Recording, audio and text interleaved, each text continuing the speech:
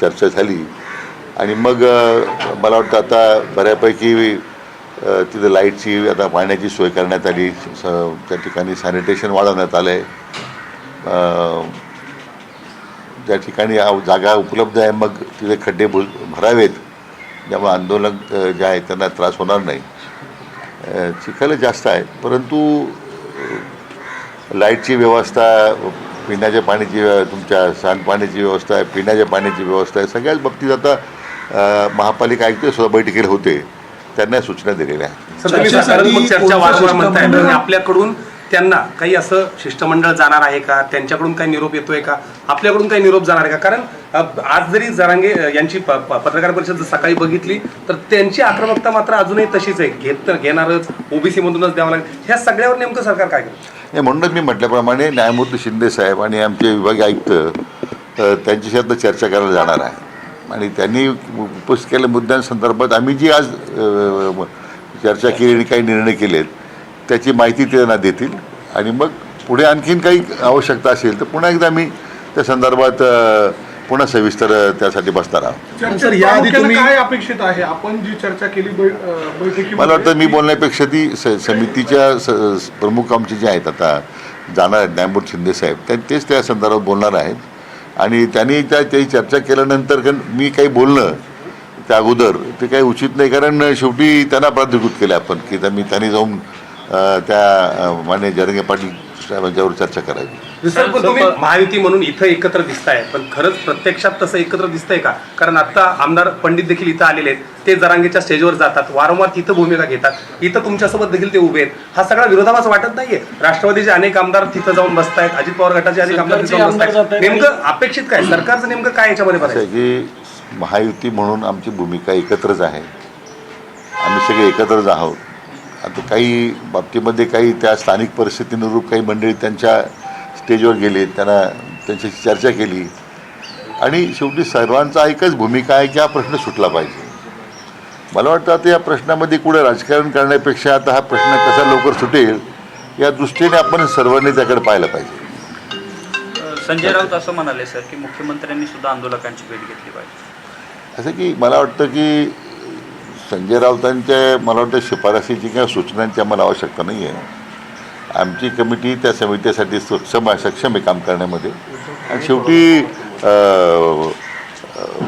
राज्याचे प्रमुख म्हणून त्यांची भूमिका नेहमीच सकारात्मक आहे माननीय मुख्यमंत्र्यांची. पण मला संजय राऊत हाच प्रश्न विचारायचा आहे की तुमच्या महाविकास आघाडीच्या काळामध्ये 2.5 वर्ष तुमचे मुख्यमंत्री होते, त्यांनाच हा प्रश्न विचारला पाहिजे की तुम्ही हा प्रश्न का सोडवला नाही. सर, याला लागूनच काल एक सगळ्याच सर्वपक्षीय आमदारांचं आणि नेत्यांचं एक पत्र व्हायरल होत होतं की ज्याच्यावर कायदेशीर चौकटीमध्ये या आंदोलनाला सगळ्यांचं समर्थन आहे. प्रत्यक्षात मात्र भूमिका घेताना कोणी दिसत नाही. मग ते उद्धव ठाकरे असतील, शरद पवार साहेब असतील किंवा ही सगळी लोक प्रत्यक्षात भूमिका घेताना दिसत नाहीये. हे कुठेतरी ह्याचा सगळ्याचं काय म्हणायचं? म्हणून मी म्हटलं त्याच्यावर पुष्कळ वेळा चर्चा झाली. आता पण आता त्या पक्षीय राजकारणाच्या अनुषंगिक पुन्हा एकामेकावर टीका करण्यापेक्षा पहिल्यांदा प्रश्न कसा सुटेल या बाबतीमध्ये आता त्याला प्राधान्य दिलं पाहिजे. प्रश्न उपस्थित राहतो की मुळात जरांगे इथे येण्यापेक्षा तत्पूर्वीच त्यांच्यावर चर्चा करायला शिष्टमंडळ का गेलं नाही? आता आल्यानंतर ना मग वेगवेगळ्या मला वाटतं आता मागे काय घडलं पेक्षा आता आपल्याला पुढे जायचं आहे त्या दृष्टीने आता चर्चा केली झाली पाहिजे आणि त्याकरता आम्ही आता न्यायमूर्ती शिंदे साहेब त्यासाठी जात आहेत आणि मग चर्चा होईल. पुढे आणखीन कसं त्यातून मार्ग निघेल तो काढण्याचा प्रयत्न करू. वास्तववादी वाटते का ओबीसी मधूनच आरक्षण मराठा समाजाला द्यावं? कारण आधीच 350 जाती आहेत ओबीसी आरक्षणामध्ये आणि सामाजिक एकंदरीत जर आपण पाहिलं, आर्थिक सर्वेक्षण केलं त्यामध्ये हे घटकामध्ये बसतंय का? मला वाटतं त्याच्या प्रश्नाचं उत्तर आज देणं शक्य नाही, आज मी देणार नाही, कारण विस्ताराने चर्चा केल्यानंतर त्या बाबतीमध्ये शिंदेसाहेब स्वतःच त्यांच्याशी बोलणार आहे. मला वाटतं त्यांना आता तो अधिकार प्राधिकृत केलेला आहे, एकदा त्यांची चर्चा होऊ देत मग मला वाटतं सविस्तर बोलता येईल. मुंबईसारख्या ठिकाणी शेअर मार्केट या सगळ्या भागात आहे, शनिवार रविवारी म्हणून जास्त त्याचा प्रभाव जाणवत नाही, पण इकॉनॉमिकल कॅपिटल देशाचं आहे. अशा पद्धतीनं काल ज्या पद्धतीनं रस्ते थांबले गेले, वाहतूक थांबवली गेली, अनेक गोष्टींवर त्याचा परिणाम होतोय. अशाच पद्धतीने राहिलं तरी म्हणजे कसा तिढा काय नेमकं होणार आहे मुंबईसारख्या ठिकाणी? ते पण की मराठा आरक्षणासाठी जी मंडळी मुंबईत आलेली आहे तो त्यांचा हक्क आहे, अधिकार आहे.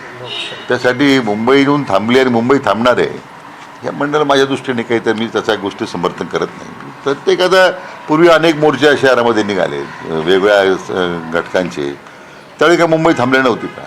आज फक्त मराठा समाजाचे लोक आंदोलन करतात म्हणून केवळ आता मुंबई थांबली हा त्यांच्यावर दोषारोप करणं चुकीचं आहे. प्रत्येकाचा अधिकार आहे, लोकशाही त्यांना दिलेला अधिकार आहे, ते आंदोलन करतायत. मला वाटतं त्यांची भूमिका आहे, शासन ऐकून घेत आहे, त्यापेक्षा त्यांच्या भावनेचा आदर करण्याची गरज आहे असं मला वाटतं. आंदोलकांना काय आव्हान कराल? कारण आंदोलक मोठ्या संख्येने बसेसवरती नाचताना वगैरे पाहायला मिळत आहेत, प्लॅटफॉर्मवरती काही जण हुंदडबाजी करतात. नाही, स्वतः मान्य जरंगे पाटलांनी आव्हान केलेलं आंदोलक जे आलेले आहेत की शांततेचा मार्ग स्वीकारा, पुढं अतिरेकपणा करू नका. आता काही समाजकंटकही त्यामध्ये घुसले असतील की आमचं आंदोलन बदनाम करण्यासाठी, तर त्याच्या बाबतीमध्ये त्यांनी अति स्पष्ट इशारा दिलेला आहे.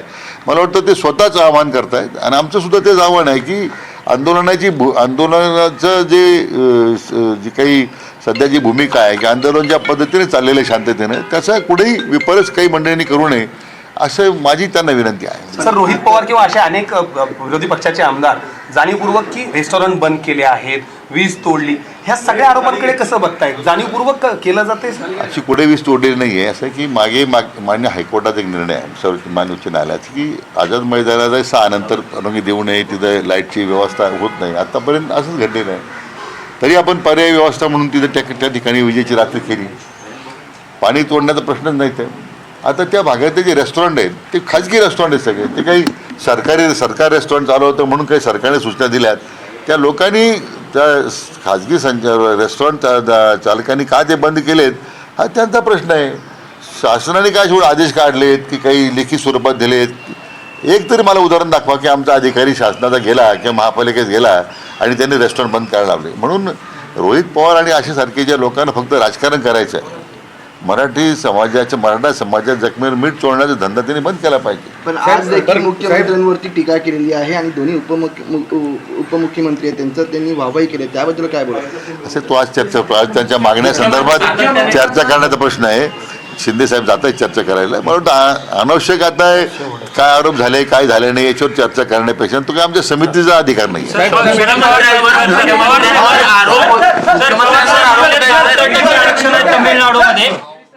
पाटील यांनी संजय राऊतांना काही सवाल केलेले आहेत. तुमच्या काळामध्ये हा प्रश्न तुम्ही का मार्गी लावला नाही असा सवाल केलेला आहे. तर आंदोलकांना सर्व सुविधा दिलेल्या आहेत असंही म्हटलेले. मराठा आरक्षणासंदर्भात सरकार सकारात्मक आहे, मार्ग निघेल यासाठी प्रयत्न करू असंही विखे पाटलांनी वक्तव्य केले. तर विस्तारानं चर्चा केल्यावर न्यायमूर्ती शिंदे त्यांच्याशी बोलतील. ओबीसी आरक्षणावरती त्यांनी हे भाष्य केलेलं आहे आणि इतकंच नव्हे तर मुंबईत मराठे आल्यानं मुंबई थांबणार नाही, मराठा समाजावरती उगाचच दोषारोप करणं चुकीचं आहे, त्यांच्या भावनेचा आदर करायला हवा असं देखील यावेळेला विखे पाटलांनी म्हटलेलं आहे. तर समाजकंटक आंदोलनात शिरलेले असतील तर त्याबद्दल स्वतः मनोज जरांगेंनीच आवाहन केलेलं आहे. आणि सध्या आपण बघतोय की रेस्टॉरंट बंदी संदर्भात सरकारचा काही संबंध नाही आहे, खाजगी रेस्टॉरंट आहेत, त्यामुळे रोहित पवारांसारख्या लोकांनी मराठ्यांच्या जखमेवर मीठ चोळण्याचं काम करू नये असाही टोला त्यांनी लगावलेला आहे विरोधकांना. तर आझाद मैदानाला 6 नंतर परवानगी दिली जात नाही, त्यामुळे पाणी वीज तोडण्याची गरज नाही असंही त्यांनी भाष्य केलेलं आहे. महायुती म्हणून आमची भूमिका एकच आहे. स्थानिक परिस्थितीनुसार काही लोक त्यांना भेटण्यासाठी जात असतात, मात्र हा प्रश्न कसा सुटेल याकडेच आमचं लक्ष आहे असंही विखे पाटील यांनी म्हटलंय.